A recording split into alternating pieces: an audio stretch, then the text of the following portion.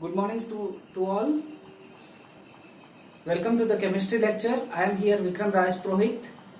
Today we study amines chapter. In last lecture we had studied IUPAC, nomenclature, preparation methods, okay, and 6 preparation methods we had studied in amines, and today we are studying physical properties of amines and then chemical reactions of amines. Okay students, heading physical properties of amines. Physical properties of amines. Students, amines are the lower amines are having foul smell.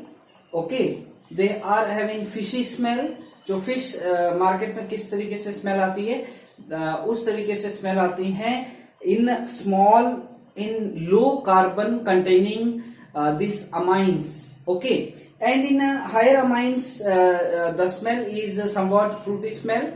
Okay, these amines, the lower amines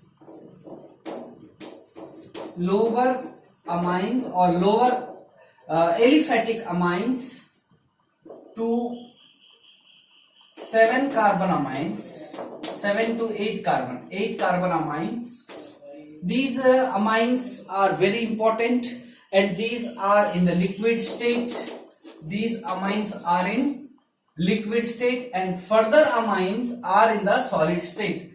That means above 8 are in solid state. This is one physical property of amines. This is one physical properties of amines. And next, and these lower aliphatic amines,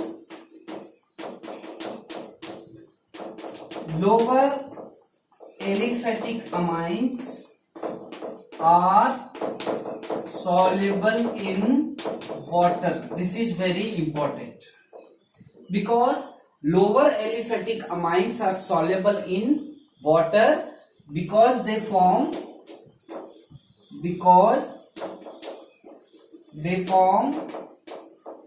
hydrogen bonding with water. They form hydrogen bonding with water. That means if I take 2 carbon, if I take 1 carbon, then they will form hydrogen bonding with water, hence they are soluble in water. If I increase the number of carbons here, then the solubility decreases, hence they are immiscible with water. The higher, that means higher amines are insoluble in water. The higher amines are insoluble in water, hence they are soluble because as the alkyl chain hydrophobic part increases, then they are insoluble in water, hence they are soluble in organic solvents like alcohol, like ethers, and like benzene. In that they are soluble. Okay students, so this is very important. Higher are having more hydrophobic part, hence they are insoluble in water, but the lower aliphatic amines are soluble in water because they form hydrogen bonding. Next point, 1 degree and 2 degree amines can form hydrogen bonding, hence they can form intermolecular hydrogen bonding, hence they are in the form of association. Okay, they are in the combined form, they are associated form because the 1 degree 2 degree hydrogen bonding is present. But in case of 3 degree, they cannot form hydrogen bonding, hence they are not in the associated form. And these primary and secondary amines can form hydrogen bond with other amines, and they can form, that means if I take amine if I take nitrogen of the amine, the nitrogen of the one amine can form a hydrogen bond with hydrogen of another amines. Hence, this is very important form. This is the associated form, and 1 degree, 2 degree are having hydrogen bonding. Hence, they are in the form of association. Okay, students, and I can say that because of this hydrogen bonding, they are having good boiling point. They are having good boiling point. If I increase the number of carbons, then boiling point increases. But if I compare with these alcohols, the boiling point of alcohols is higher because they have stronger hydrogen bond. Okay, if I compare the boiling point of amines, hydrocarbons and alcohols, then the boiling point of alcohols is very high, then the boiling point of amines will come, and then the boiling point of hydrocarbons will come. Hence the order will be the boiling point of alcohols is very higher in comparable molar mass. Okay, this is very higher than amines. Then it comes to hydrocarbons.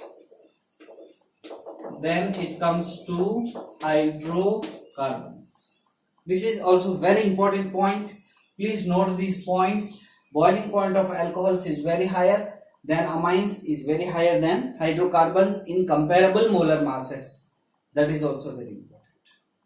These are the physical properties of amines. Next, we continue this lecture by the chemical reactions of amines. Okay, तो heading डालिएगा chemical reactions of amine. Students, chemical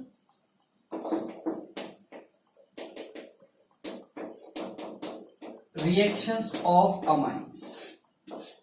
In this topic, we first discuss the basic nature of amines. Basic nature of amines. So this is important. You all should know that amines are basic in nature. The first point is amines are basic in nature. Okay. The amines are basic in nature. These are Lewis bases. If I react these amines by this HX halo acids, then R NH3 plus is formed with X minus. This is a salt, and if I react this salt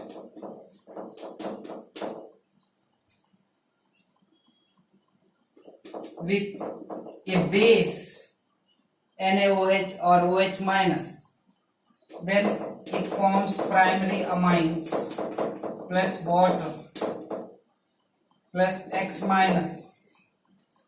That means if I want to produce this primary amine again from this, then I will react it with base, and this is a salt. क्या कह रहा है concept? अगर आप primary amines को HX से acid के साथ रिएक्ट करेंगे तो सॉल्ट बनेगा. अब इस सॉल्ट को आप वापस बेस से रिएक्ट करेंगे तो आपको वापस प्राइमरी अमाइंस आ जाएंगे. वापस आप क्या प्रोड्यूस कर सकते हो? प्राइमरी अमाइन प्रोड्यूस कर सकते हो. If I react this with HX, क्या बनेगा?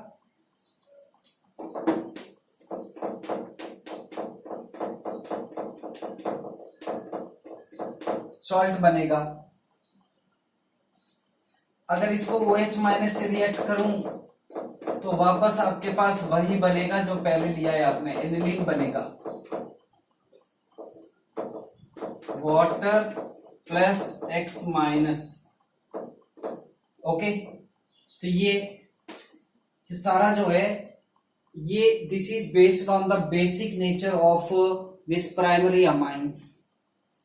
Okay, if I react this salt again by the base, then it forms again the primary.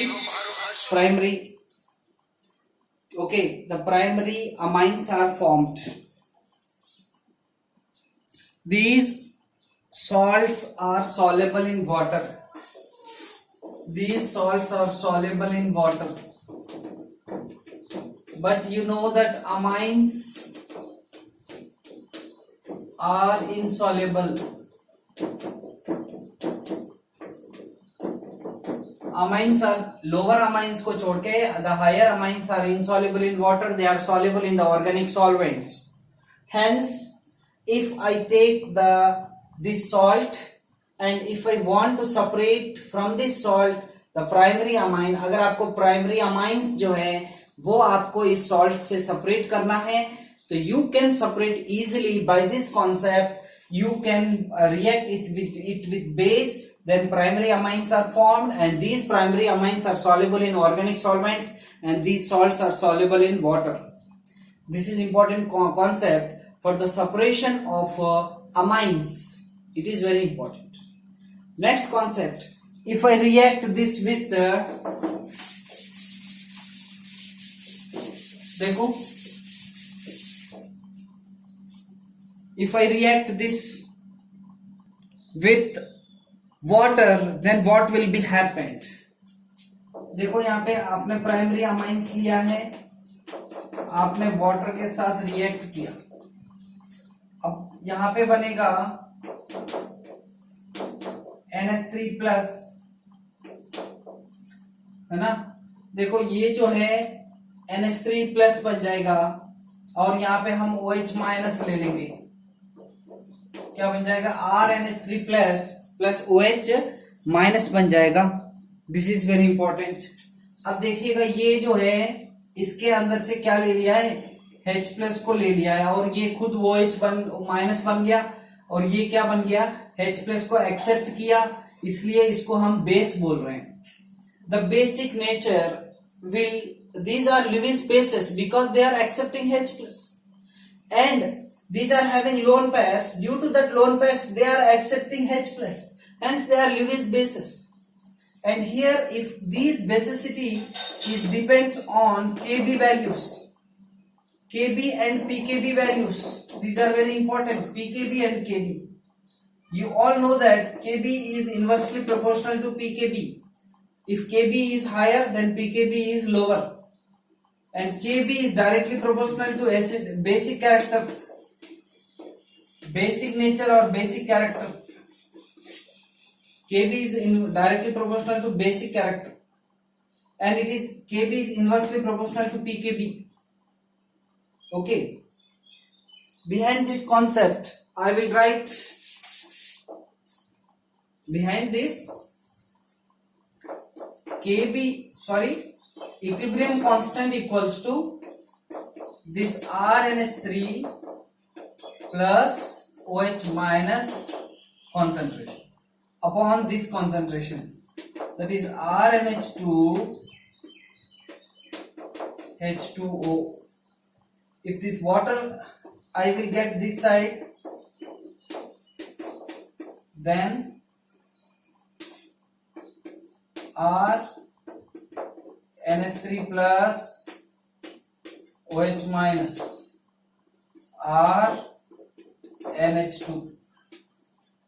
This is known as Kb. This is known as Kb. Kb means it is basic constant.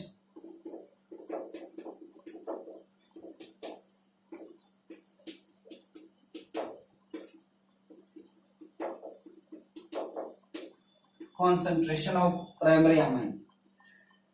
This Kb, if Kb is higher, then basic nature is higher.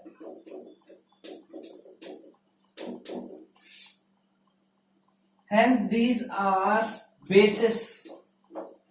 These are base, because here the Kb is there, which declares Kb will interpret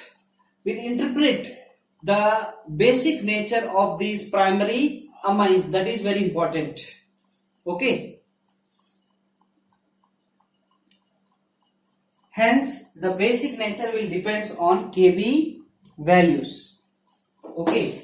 And you should know that Kb depends on inductive effect.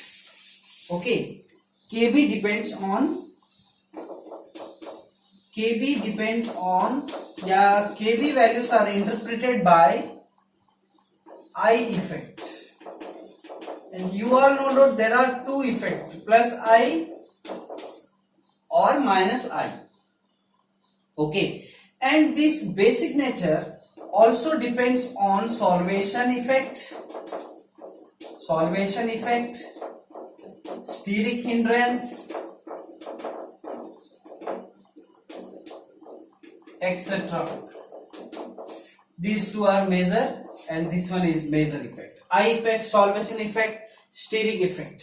Solvation effect means water में जो है अगर आप किसी को भी dissolve करेंगे और उस वाटर के अंदर किस तरीके से वाटर से बॉन्ड बना सकता है, that is known as solvation effect.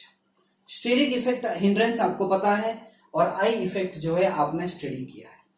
तो ये जो बेसिक नेचर है वो केबी पे डिपेंड है और केबी वैल्यूज जो है किस तरीके से इंटरप्रेट किए जा सकते हैं ये इन तीनों पे डिपेंड करते हैं, वो हम देखेंगे. अगर मैं गैसियस स्टेट की बात करूं तो सिर्फ आई इफेक्ट पे डिपेंड करेगा. अगर मैं एक्वस स्टेट की बात करूं, मतलब एक्वस स्टेट का मतलब अगर आप किसी प्राइमरी अमाइन को किसी में डिसॉल्व कर रहे हो तो क्या होगा, तो इन इफेक्ट्स पे क्या होता है डिपेंड करता है. अब हम देखते हैं कि किस तरीके से ये इफेक्ट हम स्टडी करते हैं. देखिएगा, सबसे पहले हम क्या करते हैं, स्ट्रक्चर बेसिसिटी कॉन्सेप्ट को स्टडी करते हैं.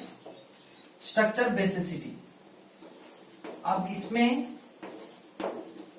अमाइंस वर्सेस अमोनिया को स्टडी करते हैं.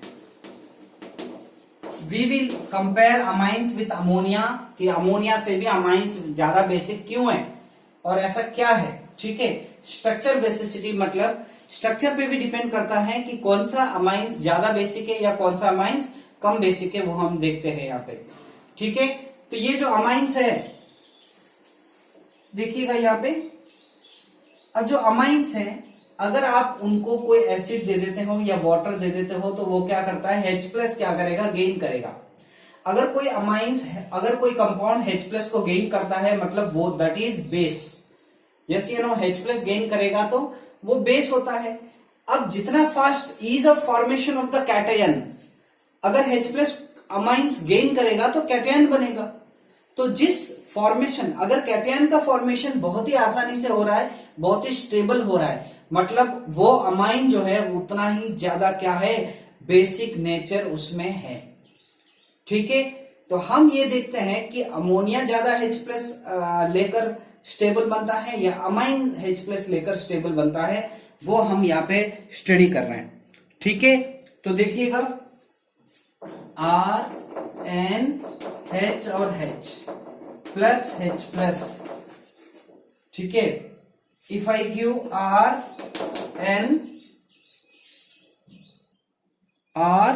RNH, ठीक है, ये हमने बना दिया.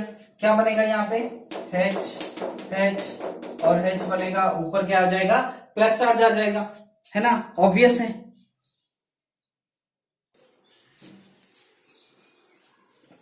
This forms this one. If I take ammonia NH3, if I give it H+, then it can form this one. Yes, yeah, ammoniated hydrogen. तो ये ammoniated H+ बनेगा, ये ammoniated प्राइमरी अमाइन बनेगा. अब आप कंपेयर कीजिए इन दोनों में, अगर मैं गैसियस स्टेट लूं तो this depends on this R inductive effect. यहां पे R लगा हुआ है इससे, लेकिन यहां पे R इससे लगा हुआ नहीं है. तो हम ये कह सकते हैं कि ये जो R है वो क्या है, इलेक्ट्रॉन रिलीजिंग ग्रुप है. ये R कैसा है, इलेक्ट्रॉन रिलीजिंग ग्रुप है. ठीक है, ये if I take the electron releasing group, अगर मैं किसी की अमाइंस को इलेक्ट्रॉन रिलीजिंग ग्रुप लगाया है तो उसकी जो कैटायन है उसके ऊपर इलेक्ट्रॉन्स क्या करेंगे, डेंसिटी बढ़ जाएगी, और जितना ज्यादा इलेक्ट्रॉन डेंसिटी बढ़ेगी तो H+ एक्सेप्ट उतना ही ज्यादा होगा. That means if I take electron releasing groups then the basic nature of amines will increases और अमोनिया में कोई भी R ग्रुप है ही नहीं है, तो इलेक्ट्रॉन रिलीजिंग ग्रुप जब तक नहीं है तो अमोनिया से भी these amines are more basic in nature because of plus I effect. Plus I, electron releasing means plus I effect. Clear है? तो देखिएगा, hence amines are more basic than ammonia because they are having electron releasing group, and because of this electron releasing group plus I effect is having, and because this plus I effect these amines are having more basic nature. Students, if I take 1 degree, if I take 2 degree, if I take 3 degree, which one will be more basic in nature? You all know that in 3 degree amines there are 3 R groups, hence 3 plus I groups is there, and in 2 degree there are 2 plus I groups are there. In 1 degree only 1 R is there, hence plus 1 is only 1, plus I effect is only 1, hence 3 degree amines are more basic than 2 degree than 1 degree, and ammonia is very less basic than these primary amines. तो order लिखिएगा, order लिखो, gaseous state का order है, बहुत important है, तो मैं आपको ऑर्डर लिखवा रहा हूं. 3 degree amines, 2 degree amines, 1 degree amines, उसके बाद ammonia, gaseous state, this is gaseous state, और हम नीचे लिख रहे हैं due two plus I effect. ये बात क्लियर है? Due two plus I effect. Students, this is very very important and very very important. ठीक है, अब हम चलते हैं कुछ गैसियस से हम एक्वस स्टेट में चले जाते हैं. तो स्टूडेंट, जब एक्वस स्टेट की मैं बात करूं तो वहां पे सॉल्वेशन इफेक्ट भी इंक्लूड करना है और स्टीरिक इफेक्ट भी इंक्लूड करना है. तो एक चीज मैं आपको बता दूं, यही कॉन्सेप्ट दिमाग में रखिएगा. अगर मैं 1 डिग्री लूं, ठीक है, अगर मैं 2 डिग्री लूं, अगर मैं 3 डिग्री लूं, ठीक है, अब देखिएगा जिसकी साइज जितनी बड़ी होती है, ठीक है, उसकी सॉल्वेशन इफेक्ट जो है उतना ही कम होगा और उसका कैटआयन उतना ही लेस स्टेबल बनेगा. क्या कह रहा हूं मैं? जिसकी साइज बड़ी होती है वो उतना ही बड़ा कैटआयन बनेगा, उसका सॉल्वेशन उतना ही कम होगा, लेस स्टेबल होगा. दैट मीन्स 3 डिग्री की साइज सबसे बड़ी है और जो 3 डिग्री होगा, वो जो 3 डिग्री है वो बहुत ही लेस स्टेबल क्या बनाएगा? कैटआयन बनाएगा, क्योंकि उसकी साइज बहुत बड़ी है, सॉल्वेशन इफेक्ट बहुत ही कम है. Therefore in case of aqueous solution 1 degree amines, reverse order है इसका, then 2 degree amines, then 3 degree amines, then ammonia. किसमें? एक्वस स्टेट में. स्टूडेंट्स, ये बहुत ही इंपॉर्टेंट है, ये एक्वस स्टेट में ऐसा होता है. ठीक है, अब देखिएगा, it plus I effect depends on R group. सही है. अब जब मैं मिथाइल ले लेता हूं, जब मैं इथाइल ले लेता हूं, ठीक है, तो एक्वस स्टेट के अंदर मिथाइल और इथाइल लेने से क्या फर्क पड़ेगा? क्या कि उसकी सॉल्वेशन इफेक्ट पे फर्क पड़ेगा, उसका स्टीरिक हिंड्रेंस पे फर्क पड़ेगा. तो ये ऑर्डर बहुत ही इंपॉर्टेंट है जिसको आपको याद रखना है. अगर मैं इथाइल ले लूं तो 3 डिग्री इथाइल का जो अमोनिया है, NH है, वो सबसे ज्यादा इफेक्ट बताएगा, बेसिक नेचर. उसके बाद मैं चल रहा हूं 2 डिग्री, देन 3 डिग्री और देन 1 डिग्री, और उसके बाद अमोनिया. ये ऑर्डर हो जाएगा. किसके लिए? ये होता है इथाइल के लिए. लेकिन अगर मिथाइल की मैं बात करूं उसमें क्या होगा, ये रिवर्स हो जाएगा और ये आएगा।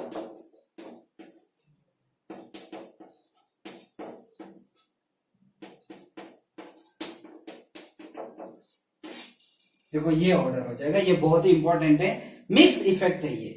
अगर मैं कहूं एक्वा स्टेट के अंदर ऑर्डर क्या है इथाइल के लिए, तो इथाइल के लिए 2 degree then 3 degree then 1 degree, 2 3 1, 2 degree 3 degree 1 degree then ammonia, ये ऑर्डर हो जाएगा बेसिक नेचर का। This is the order of basic nature. अगर मैं मिथाइल की बात करूं तो 2 डिग्री देन 1 डिग्री और देन 3 डिग्री और देन अमोनिया। तो ये स्टूडेंट्स क्लियर है, this is very very important. ये ऑर्डर अगर आपको याद है तो हम किसी भी एग्जाम में ये क्वेश्चन आता है इथाइल और मिथाइल वाला, तो ऑर्डर हम क्लियर होना चाहिए। नेक्स्ट, इसको मिटा देता हूं। Now I will compare the aryl amines, basic nature of aryl amines with ammonia. Aryl amines का बेसिक नेचर अमोनिया से भी ज्यादा होता है या कम होता है, उसको हम एक बार स्टडी कर लेते हैं। Aryl amines versus ammonia, basic nature. Okay, तो देखो क्या होता है, देखो क्या हो रहा है, देखिएगा मैंने ले लिया एराइल अमाइन, क्या ले लिया है, ये ले लिया। अब स्टूडेंट्स इसके रेजोनेंस स्ट्रक्चर्स कैसे बनेंगे आप सभी को पता है,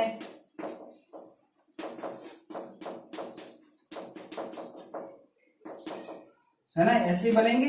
देखो कितने बनेंगे, ठीक है, जैसा आप बना रहे थे किसके, फिनॉल के बना रहे थे आप। देखो ये यहां जाएगा, ये यहां आएगा,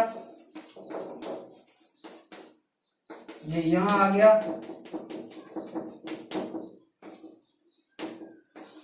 लास्ट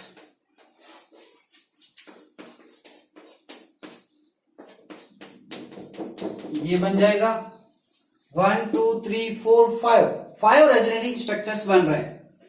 अब सपोज ये इलेक्ट्रॉन गेन करेगा, इसने एक H+ को गेन किया, NH2 H+ को गेन किया, तो NH3 हो जाएगा और इसके ऊपर पॉजिटिव साइन आ जाएगा। इसका रेजोनेंस कैसे बनेगा, इसका कोई रेजोनेंस नहीं बनेगा, सिर्फ एक ही रेजोनेंस बनेगा जिसमें ये बॉन्ड यहां आ सकता है, ये भी तो रेजोनेंस है। देखो ये रेजोनेंस बन गया, यहां पे बॉन्ड यहां है, ये बॉन्ड यहां है, तो ये रेजोनेटिंग स्ट्रक्चर्स हैं, ठीक है। इसको बोलते हैं एनिलीनियम आयन, एनिलीनियम आयन, ये एनिलीन है और ये एनिलीनियम आयन है। ये जब H+ एक्सेप्ट करेगा एज ए बेस, क्या बनेगा, एनिलीनियम आयन बनेगा। अब मैंने कहा था कैटायन जितना ज्यादा स्टेबल होगा वो उतना ही ज्यादा बेसिक होगा, कैटायन जितना ज्यादा स्टेबल होगा ये उतना ही ज्यादा बेसिक होगा।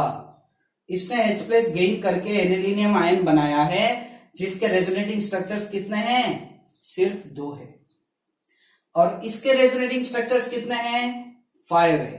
जितने ज्यादा रेजोनेटिंग स्ट्रक्चर्स वो उतना ही ज्यादा स्टेबल होता है, समझ में आ रहा है, जितने ज्यादा रेजोनेटिंग स्ट्रक्चर्स उतना ही ज्यादा स्टेबल होता है, और जितने कम रेजोनेटिंग स्ट्रक्चर्स वो उतना ही कम स्टेबल होता है। तो आप मुझे बताइए, जब इसने H+ गेन किया तो जो भी कैटायन बना है वो इससे भी कम स्टेबल है। इसने H+ गेन करके एनिलीनियम आयन बनाए, और एनिलीनियम आयन जो है वो इससे भी ज्यादा स्टेबल नहीं है, कम स्टेबल है। This is less stable than this aniline, hence this is not such the basic when compared to ammonia. This is ammonia, this is stable than this, because these are having only 2 resonating structures, and this ammonia is more basic than aryl amines, ठीक है, because this is not stable, which is produced from this is very stable, here the delocalization takes place, ये इससे भी ज्यादा stable नहीं है। अगर product जो है वो ज्यादा स्टेबल होगा H प्लस गेन करने से तो ही उसका बेसिक नेचर ज्यादा होगा, लेकिन यहाँ पे रिवर्स हो रहा है। Ammonia is more basic, ammonia is more basic than aryl amines like aniline। अब ठीक है ना, अमोनिया और एनिलीन ये जो हैं ये कलरलेस होते हैं कि कलर्ड होते हैं? ये कलरलेस होते हैं, लेकिन जब एटमॉस्फेरिक ऑक्सीडेशन हो जाता है, जब आप स्टोर करते हो लेबोरेटरी में, तो इसका कलर थोड़ा सा चेंज हो जाता है। तो that is the reason, this is the reason where ammonia is more basic than aryl amines. तो ये बहुत ही इंपॉर्टेंट है। इसके बाद देखिएगा, हम आगे बढ़ते हैं, इसको मिटा देते हैं। तो this is all about the chemical basic nature of amines. Basic nature of amines के बारे में ये पूरा डिस्कशन है। अब हम नेक्स्ट पढ़ रहे हैं इसमें second chemical property, that is acylation. Acylation second chemical property है। असाइलेशन का मतलब असाइल ग्रुप का एडिशन करना, ऐड करना। तो हम किस तरीके से असाइल ग्रुप को ऐड कर सकते हैं? तो देखें, असाइल ग्रुप कौन कौन से होते हैं मुझे बताइए। असाइल ग्रुप होता है R C double bond O C L या एक्स ले लीजिए, R C double bond O C double bond O R acid anhydride, R C double bond O C2H5, ठीक है, एस्टर एसिड एनहाइड्राइड, ये सारे acylation में आते हैं। This is acyl chloride. तो इन तीनों का रिएक्शन हम कैसे करें अमाइंस के साथ? देखो, एक एग्जांपल ले रहा हूं मैं, CH3 और मैंने ले लिया NH2। ये रिएक्शन सिर्फ प्राइमरी और सेकेंडरी अमाइंस ही देता है। टर्शियरी अमाइंस जो है ये रिएक्शन नहीं देता है, क्योंकि इसके पास हाइड्रोजन नहीं है, नाइट्रोजन के साथ हाइड्रोजन जुड़ा हुआ नहीं है, इसलिए ये नहीं देगा। देखो, सबसे पहले हम ले रहे हैं CH3NH2। इसका रिएक्शन मैं करवा रहा हूं, ये एग्जांपल ले लो, ये वाला C double bond O Cl। ये लोन पेयर इस पे इलेक्ट्रॉन्स मूव करेंगे, ठीक है। अब क्या बनेगा? CH3N, ये अटैक किया इस पे, तो ये CO माइनस हो जाएगा, Cl, ये इसके साथ जुड़ा हुआ है, इस पे तो एक हाइड्रोजन लगा हुआ है और एक हाइड्रोजन और लगा हुआ है, तो एस चार्ज आ जाएगा क्योंकि इसने लोन पेयर डोनेट किया। और इस कार्बन के साथ क्या लगा हुआ है? CH3 लगा हुआ है। देखो नेक्स्ट, ये इलेक्ट्रॉन यहां मूव करेगा, ये लिविंग ग्रुप है। Cl हैलोजन हमेशा लिविंग ग्रुप होते हैं, तो Cl बाहर चला गया और यहां से अगर H प्लस चला जाए तो नाइट्रोजन के ऊपर पॉजिटिव चार्ज चला जाएगा, तो ये H प्लस बाहर चला गया इलेक्ट्रॉन देकर, तो आपका प्रोडक्ट क्या बनेगा? CH3NH C double bond O CH3. This is the final product. Clear है? नेक्स्ट सेकेंड वन, देखो 3 डिग्री नहीं देता है। अब एसिड एनहाइड्राइड ले लेते हैं और एस्टर ले लेते हैं, ठीक है। ये सारा असाइलेशन ही है ना। अब हम एसिड एनहाइड्राइड ले लेते हैं। एक एग्जांपल ले रहा हूं मैं, ये ले लेता हूं, ठीक है, C6H5 ले लेता हूं। प्राइमरी ले सकते हो, सेकेंडरी भी ले सकते हो। चलो मैं सेकेंडरी ले लेता हूं।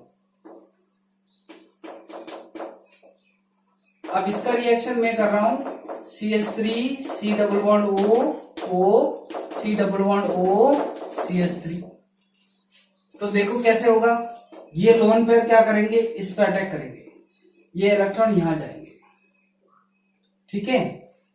तो देखो नेक्स्ट C6H5, N,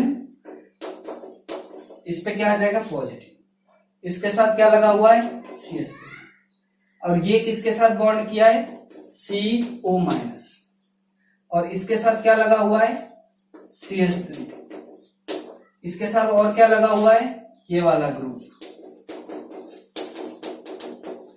क्लियर है? अब देखिएगा ये इलेक्ट्रॉन्स यहां चले गए और ये बाहर चला गया, ये H प्लस इलेक्ट्रॉन देकर H प्लस बाहर निकल गया, तो आपका final product C6H5 N CH3 C double bond O CH3, ये फाइनल है, और CH3 C double bond O और ये हाइड्रोजन जाकर उससे जुड़ गया, ये बन गया फाइनल। क्लियर? और वहां पे HCl बनेगा, जो H प्लस गया है वो Cl से जुड़ के HCl बन जाएगा इससे वाले पहले वाले में, लेकिन यहाँ पे क्या बनेगा कार्बोक्सिलिक एसिड बनेगा। तो ये रिएक्शन है एसिड एंड हाइड्राइड का। लास्ट रिएक्शन देखो एस्टर के साथ कैसे करना है। एस्टर के साथ देखो सारा पैटर्न एक ही है, बहुत सिंपल ले लेते हैं। ये देखो प्राइमरी ले लिया और इसका रिएक्शन मैंने किया है CH3 C double bond O C2H5, ester ले लिया। ये देखो ये इस पे अटैक किया, ये इलेक्ट्रॉन्स चले गए CH3 C, या O माइनस हो गया, ये O हो गया, ये C2H5 हो गया, इसके साथ क्या जुड़ गया नाइट्रोजन जुड़ा। नाइट्रोजन के पास कितने हाइड्रोजन है 2 है, नाइट्रोजन ने इलेक्ट्रॉन दिया तो प्लस चार्ज आ जाएगा, इससे क्या जुड़ा हुआ है इससे CH3 जुड़ा। अब ये इलेक्ट्रॉन यूं चले गए और ये बाहर चला गया, और ये इलेक्ट्रॉन देकर H प्लस बाहर चला जाएगा, ये और ये मिलके क्या बन जाएगा C2H5OH, एल्कोहल बन जाएगा। और बाकी का पूरा यहां बना दीजिए, CH3 के साथ क्या जुड़ा हुआ है C के साथ क्या जुड़ा है डबल बॉन्ड O, इसके साथ क्या जुड़ा हुआ है नाइट्रोजन, नाइट्रोजन के साथ हाइड्रोजन, और क्या जुड़ा हुआ है CH3।